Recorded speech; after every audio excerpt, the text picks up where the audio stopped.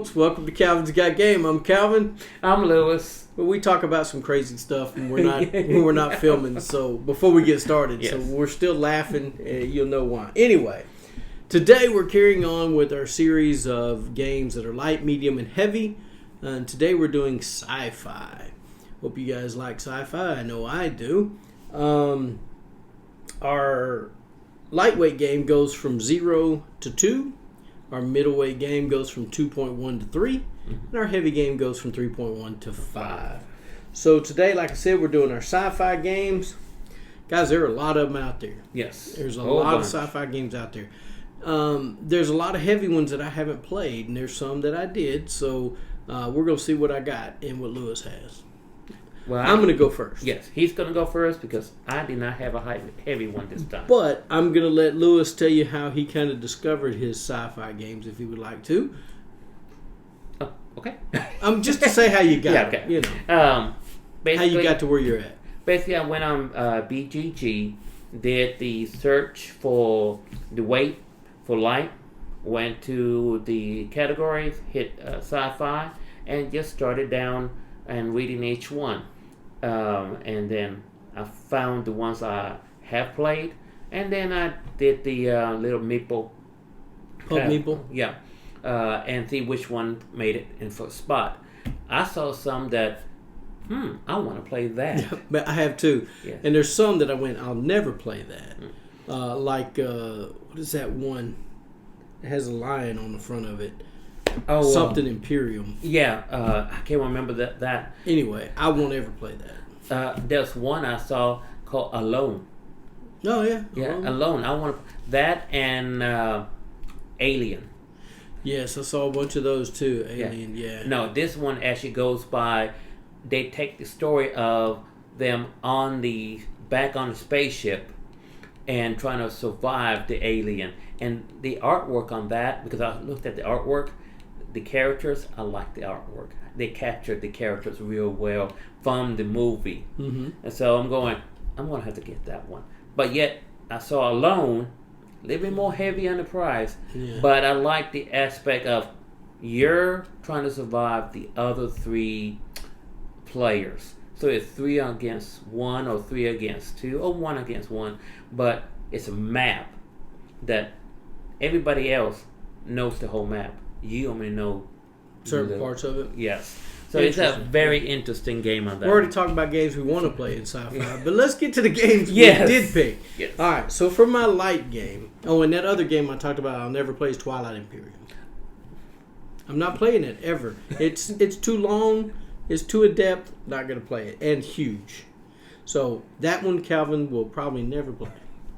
It's good. Well, whether it's good or bad, I will never know. How many licks does it take to get the center of a lollipop? We'll never know. All right. So my lightweight sci-fi game is Gravewell: Escape from the Ninth Dimension. This is weight is 1.72. It's by Cryptozoic Entertainment. It's a 2013 game, 1 to 4 players, 20 to 45 minutes to play, and is ranked 1,585 on BGG. Now, Gravewell, you are spaceships trying to get out of the ninth dimension. You're trying to escape it. The problem is you're going to play a card to move you along so many spaces, but depending on if there's a ship closer to you or something, however much is more in front of you, it gives you more of a pull towards it. Or it can pull you backwards. So you have to be careful at what number you play to move. Because you could play a number and you know it's going to pull you backwards, so you don't want to go backwards. You're trying to get out of this thing, but it keeps drawing you back. But Gravewell is really fun. It's enjoyable. It's got cool little spaceships, some meteor-looking things out there that help gravitate you along. It's just a lot of fun. I enjoy it. It's light, very, very light.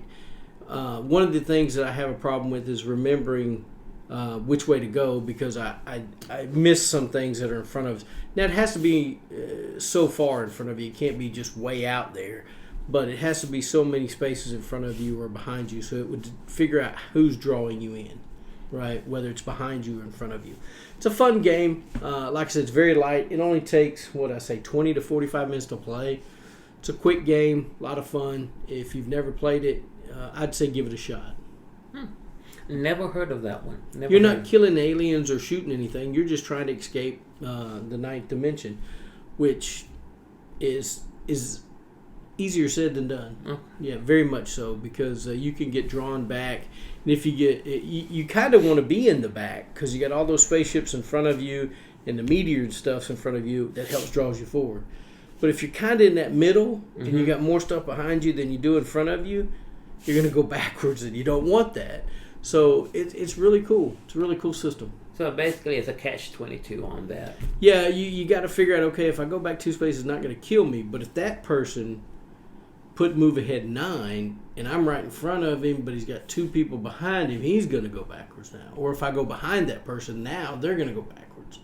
So you have to really watch what you're doing in this game and kind of plan it out in your head. Okay, if they play that number, I can play this number. Because they're hidden. You play them down in front of you. Okay. And so you're going to flip them over.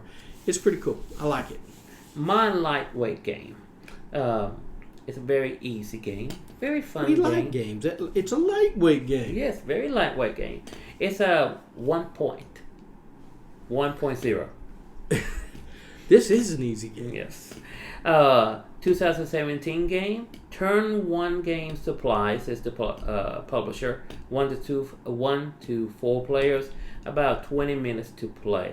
It's Space Invaders Dice. Now, I don't own it, but I have played it with a couple folks, and it's just like the game Space Invaders. You have a little tablet in front of you with the little aliens coming down, going. Love that game. Yes. I remember it. You are rolling dice, and what you roll is where you're going to be putting your dice to hit the aliens. But you have to be careful. If you roll it twice and you already have a dice there, they're moving forward. So it is a little bit of pressure luck, but you have from 1 to 12. And you can pass over, okay, I'm done now, keep next person, and you keep going. It's a fun little easy game. I like how the dice are done. You have the dice of what you roll to show where you're going to be hitting from what location. It has the dice of the enemies. Each side has a different color of the enemy, and as they roll, they get to move down on you. Not really, because the board is a piece of paper, so you just mark and how they come down. Okay. Yeah. But they get to shoot you too. Nice. Yes, and it depends how they roll on the dice, because they have more dice than you do, of course. Of course, there are aliens. There's tons of them. Yes, but just the nostalgia of bringing a board game, a video game, to a simple little paper, pencil, and dice, and enjoying something. For me, I spent hours and hours playing in arcade. Who hasn't spent hours and hours in an arcade playing games? And I think the kids of today are missing out. Yes, because they can save their progress. That's right. Back then we couldn't save our progress. You better have a pocket full of quarters. What you better have. I think I wasted like hundreds of dollars back then. I think we all did. But yes, my lightweight game is Space Invaders Dice. Yeah, I miss the old arcade places, and I know there's a few around here and there.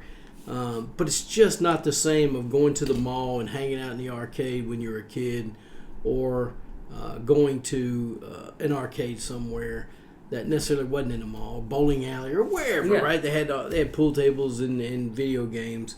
When Atari came out, that's probably one of the biggest sellers was the Invaders, Space Invaders. So the game was popular, very popular. But as consoles got into the household, people kind of lost the art of going to an arcade and enjoying themselves. Well, I know there was one, I forgot where.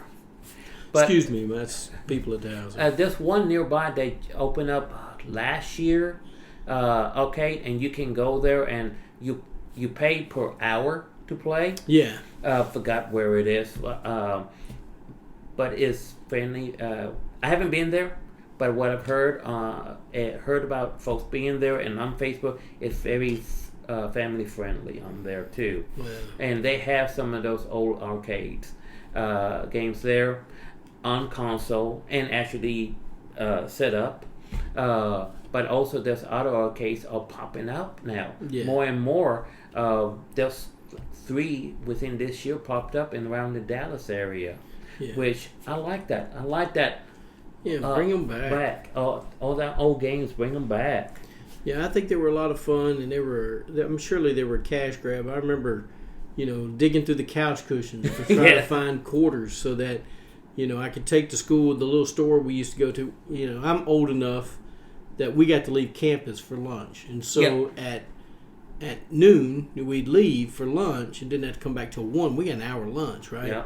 And so we would go directly to that little store, and they had a little section of games, and we'd play pinball or video games or whatever, during our lunch. And of course, then right before lunch was about over, we'd scarf down a microwave burrito, or something to eat, and then run back to the class, run back to school. But man, I think kids are missing out today on a lot of things that we got to do that they can't nowadays, right. and I think that's a shame. But anyway, I digress. I'm an old guy, and I like the old ways. All right, so my medium weight game. My medium weight game is Time Stories. It's a 2.59. It's by Space Cowboys, 2015 game, 2 to 4 players, 90 minutes to play, and it's ranked 303 on BGG. Now, I actually own every one of these games that I put on my list this time, which sometimes I don't own, but this one time I do. But Time Stories, we talked about it, I think, once before when we talked about Final Girl. It's kind of one of those games where it's a base game that has one scenario in it, and you buy scenario packs to plug into the game system.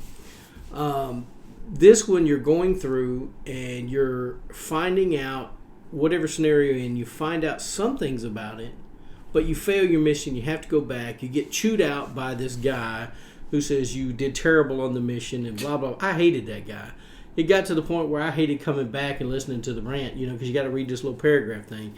I got tired of hearing him fuss about it. But eventually, you find out enough information as you go back into the story, and you have to start from the beginning, and you understand, okay, don't go down that path this time because that led us to this. Now, let's try this and see if we can get to where we need to go. And in the end, you'll finally understand. It may take you 2 or 3 times. I think it took me and my wife for the first story about 3 times because we were on vacation and it was kind of in the evening time, and we brought it out and decided we were going to play it. Had a great time. Time Story is a fantastic game. I haven't played a lot of the plug-in selections. I need to. Haven't done it. I don't have them. I'm going to get them at some point. But it's like everything else, you can't buy everything. So you pick and choose which scenarios or which stories you want to go into, and you can plug them in and they'll work just fine. You don't have to go on a certain sequence, I don't think, in Time Stories. But I enjoyed it, sitting right over there by Deception and Murder in Hong Kong. Absolutely like it. It's a great game. Very, very easy to play. But you have to have your deductive skills in place and have a memory of that happened there. So let's go back over here and talk to them to see. Let's see if we can remember what they said, and then we'll go a different path. It's a great game. If you haven't ever played Time Stories, I would say it's one you're missing out on. I've never played it. I've seen it here, sitting here doing the videos. I've seen them going, what is that about? So now I know what it's about. It's a fantastic game. The first scenario in there is you're trying to find, you're in an insane asylum or something. You're trying to find how to get out, or how somebody. I can't remember all the story. But it's been a long time since I played it. It's the only one I have, so it's been a long time. But like I said, if you haven't experienced Time Stories, you're missing out. My medium weight game. This actually I mentioned before on my top 100, but it's a good game. Don't own it. Probably will never own it because it's better with a larger group on this. It can be a single player. It is from 1 to 6 players. Publisher Stonemeyer Games, good publisher, I believe. Jamie Stegmaier or something like that. Yes. Yeah. 40 to 60 minutes to play. A 2021 game. 2.28 on the weight scale. It is Red Rising. It is. This one is not for your new gamers, I believe, because it does take some planning. Because the board is constantly changing. If anyone has read the books on the Red Rising, it has nothing to do with the books. Now the characters, you will recognize the characters, right, but it's not based on the books at all. Just the characters. They use their image on this, their images, but game-wise, no. You're trying to build your play area by getting these characters, which gives you special abilities to do other stuff. However, as you put stuff out, you can manipulate the board around that will let you get stuff, but yet at the same time will stop somebody else to get stuff. Mm-hmm. Like if you needed a white card, and it's right here below, right underneath a blue card, because the cards are all stacked, and you only can touch the one, grab for the one that is fully visible. Right. And if someone's you need the white card, you got to get that blue card out of the way somehow. But if somebody knows you need that white card, that person might go, oh, guess what? I'm going to take this blue card, which allows me to move the card underneath it somewhere else. And if they move it behind 5 other cards, you're messed up. So it is a somewhat take that kind of game with more players. Solo, not as much, but it's one of the few solo games that you can play solo that it's better for more players, because it's a little bit more challenging on how you are playing and how you have to plan out your moves ahead. I think you have played it before. I actually own it. It's here somewhere. Yeah. Oh, you do? Yeah, it's somewhere in here. Okay. Yeah. It's a very good game. I like it. Solo-wise, like I said, if I have it, probably never play it solo. It's one that I would like to 2, 3. I think the sweet spot is 3 or 4 players. My opinion on this. But yes, Red Rising is my medium weight game. See, I kind of have to disagree with you on the more the merrier on that game. I think it's a 2-player, maybe 3-player game. Mm-hmm. For me, because it's hard to read the cards. Yes. If you're upside down, if the board's one way and you're trying to read the cards, it's a little more difficult. I found it to be more enjoyable at 2 to 3 players than I do at the higher player count. Well, I did say 3 is a sweet spot. Yeah, you did. You said 3 to 4. Yeah, I get you. But at first, you said the more the merrier. Yeah, I was like, I did. I'm gonna have to disagree with it. Well, more the merrier if you're in the cutthroat. Yeah, I agree with you, and I like the way they move up on tracks. You have to move up on certain tracks, and if you have 2 of the 3 tracks, somebody's moved up all the way on 2 of the 3 tracks, the game ends. Yes. And you're trying to get that hand of cards that's going to give you the most points at the end of the game. It is enjoyable. I like the combos in the game. I like how you use the cards. Mm-hmm. There's a lot of good in this game, but I don't get it to the table very often either. No, it's one that should be played more because of how you have to think, plan it out. But yes, trying to get the group that you want. That won't take nothing personally. That's true. That's true. Because you will mess up somebody. It will happen. In every game, you will mess up somebody. And unless they know that you're just messing with them and just having a fun time, they might get annoyed with you and get upset. Because not me, but some people. Yeah, some people. Me and Miss Christine. We played... not this week, but the week before, we played Gloom. Yeah. And I just was having fun. She was having fun, even though I picked on her the whole game. Me and her will just, we left the third person alone. We were just messing with each other back and forth. But we were having fun. We were doing take that back and forth with this game. But we enjoyed it. It's something that, really, you do that, I do this. Oh, that I do that back. So it is, when you can have a group that don't mind take that, it's fun. Yeah, I like Red Rising. I think it's a great game. Components are nice. Yes. Everything in it is nice. The card quality is nice. Artwork's nice. The colors are pretty distinguishable. Yes, they are. Unless you're kind of bad at colors like I am. Now, I'm not colorblind or anything, but sometimes you'll find I have a trouble with two of the colors. I think that get, there's a gold and a yellow, I think, or something like that. Yeah. And I kind of get those mixed up, so I have an issue with that. But other than that, I think the game is great. I like it. All right, my heavyweight game is Scythe. Scythe is 3.45. It's by Stonemaier Games. You just did a Stonemaier game. Here's a Stonemaier game for you. It's 2016. 1 to 5 players, 90 to 115 minutes to play. It's ranked 17 on BGG, and for a good reason.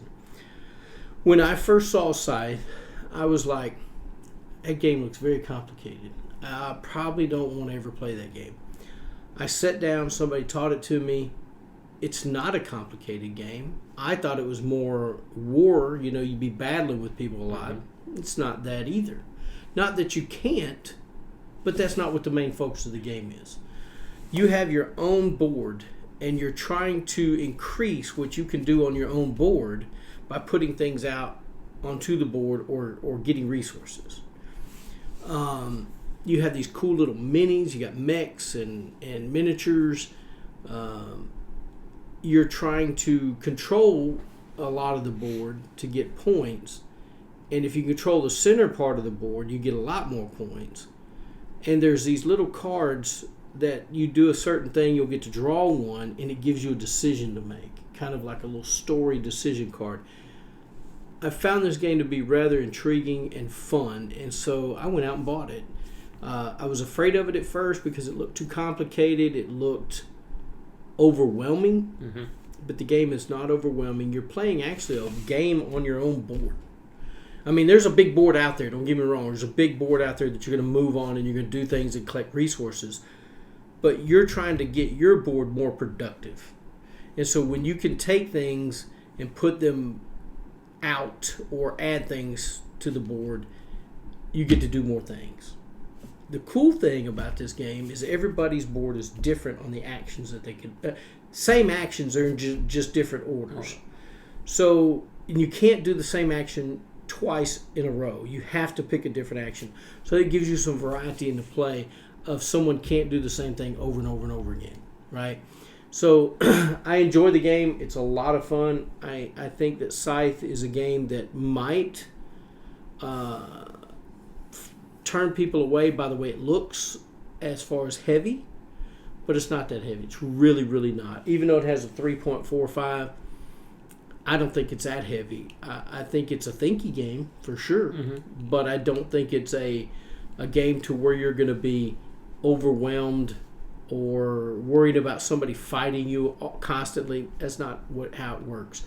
The game's a lot of fun. Stonemaier Games does a great job once again with the product they put out, the minis, the cards, the board. It's just a great game. Yeah, Stonemaier Games really makes some good games out there. I have quite a few of them on my 100 list of Stonemaier games. Yeah. But Scythe, at first, and that's what a lot of folks do, look at these games, and not everybody, but some will look at the games going, that's a lot of components. That looks complicated. But that's one game I want to learn how to play. I haven't seen playthroughs with them, but I'm a person that I don't look at how many pieces there is. I look at how different mechanics are in there. Basically, it doesn't make me think on here. Oh, this one will make you think. You'll have to plan your moves out. It's like Mars. So what is Terraforming Mars. Terraforming Mars. Big board, a lot to do, but I have never played it. But I've talked to folks that played it and said, no, you have to plan your moves, but it's in the general, it's just a simple game. When you get it down, not much to it. So yes, some of these big games you see, that's a lot of components. A lot of components because there's a lot of things, different things you can do. Yes. On there. Gloomhaven, it's a legacy game, very big, but when you get it down, it flows. It just have time to get it down. Yeah. Finding all the pieces in Gloomhaven is the hardest part. Yeah, that is finding everything that you need, all the monsters and all that kind of stuff for what scenario you're playing. But Scythe is just a fantastic game. I enjoyed it a lot. There was another game I was going to talk about, but anyway, no big deal. We got them all in. Lewis, you don't have one. You don't have a heavy game. No, okay. I do not have a heavy game because I have not played a heavy game that requires that is sci-fi. Well, one day we'll have to get Scythe to the table. I own it, and it's like I said, it's a great game. I think that watch a video on it. I think you'll go, wow, that is pretty simple. Yeah, guys, let us know what your light, heavy, medium weight game is for sci-fi, or just what games you like that are sci-fi. Maybe we have heard of them, maybe we haven't. We'd like to hear from you. We always like comments, whether they're good or bad. Yep. Doesn't matter to me. I prefer the good ones, but I'll take I'll take the good along with the bad, right? But anyway, guys, I appreciate you for subscribing. I appreciate you watching the videos and liking them. We sure need you to like them. We'd like you to subscribe so we can hit that 500 before December 31st so I can give away a game, guys. I really do want to. But if I can't give it away this year, maybe next year we'll hit that 500 and we'll try then. But I don't have anything else to say on that. Lewis, you got anything to close? No, I think we hit all the points right now. All right. Well, guys, I'm going to give you my tagline, and I'm telling you that you always need to get a board game to the table and spend time with your friends and your family. And I do thank you for watching Calvin's Got Game.